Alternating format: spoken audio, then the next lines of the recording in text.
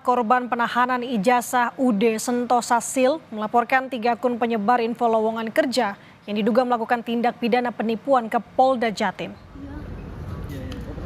Pelapor ditemani kuasa hukum membawa sejumlah barang bukti termasuk unggahan beberapa akun penyebar lowongan kerja yang sudah dicetak.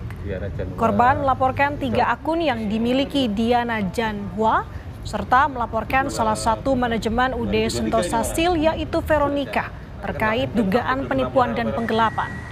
Pasalnya dalam unggahan di media sosial akun lowongan kerja tersebut, pemilik akun mengunggah lowongan pekerjaan perusahaan lain. Namun saat karyawan melamar justru tertuju ke UD Sentosa Sil di Margomulyo.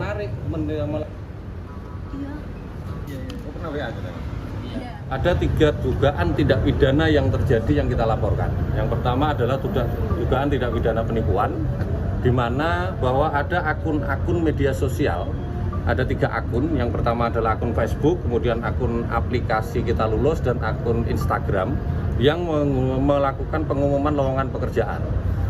Yang kedua adalah tindak pidana penggelapan. Dari teman-teman yang sudah melamar ke Margomulyo itu, kemudian dia diminta untuk menyerahkan ijazah atau kalau tidak ada dengan uang pengganti 2 juta. Nah, setelah teman-teman resign, yang harusnya ijazah itu dikembalikan, tapi sampai hari ini tidak dikembalikan.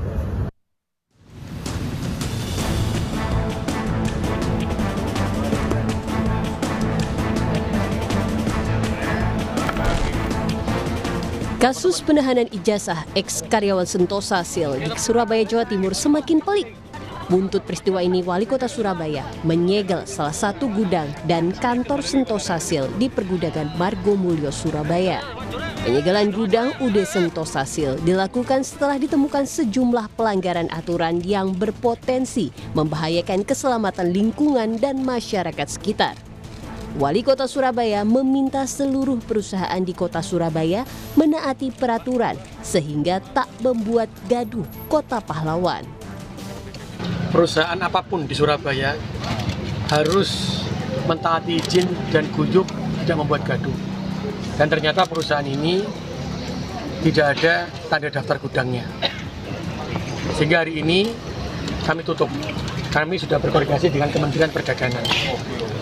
Karena itu saya selalu katakan, ketika berusaha nang Surabaya, ojo nate nglarani wong nang Surabaya. Kalau gawe perusahaan nang Surabaya, maka taati peraturan yang ada ditentukan oleh pemerintah. Begitu. Sebelumnya, Wakil Menteri Tenaga Kerja Emmanuel Ebenezer telah melakukan sidak ke gudang perusahaan yang menahan ijazah karyawan. Wamenaker meminta penjelasan pemilik usaha dan meminta agar ijazah karyawan yang sempat ditahan dikembalikan. Wamenaker sempat terlibat adu argumen dengan pemilik perusahaan. Namun, pemilik perusahaan membantah telah menyimpan ijazah para karyawannya. Ijazahnya di mana sih, Mbak? Orang kita cuma minta pulangin ijazahnya, Bu. Nggak minta apa-apa, nggak minta duit. Udah kasih aja. Saya nggak nahan, Pak. Saya nggak tahu, Pak. Lo kan nggak tahu, ini orang ngasih ke sini. Bu Vero memang menerima itu? Enggak. Itu tuh yang Bu Vero menerima ijazah dari karyawan-karyawan ini enggak? Wah, enggak. Tidak ya. Ini ada rekaman ya. Bu Vero tidak kenal nggak sama yang ini belakang. Saya kenal. Nanti pernah ketemu? Kenal. Menerima ijazah dari yang bersangkutan? Menerima ijazah dari Ijazahnya yang bersangkutan. ini siapa namanya? SKCK. Dan SKCK. Waktu Saya daftar. lupa. Vero, kamu nanti berbohong, kamu kena kamu loh, Vero. Vero, ini banyak merekam. Hati-hati. Ini akan menjadi. Saat ini sudah ada 44 korban penahanan ijazah UD Sentosa Sil yang melapor ke polisi. Melalui kuasa hukum, para korban juga telah melaporkan perusahaan kepada polisi atas dugaan penipuan dan penggelapan. Tim Liputan, Kompas TV.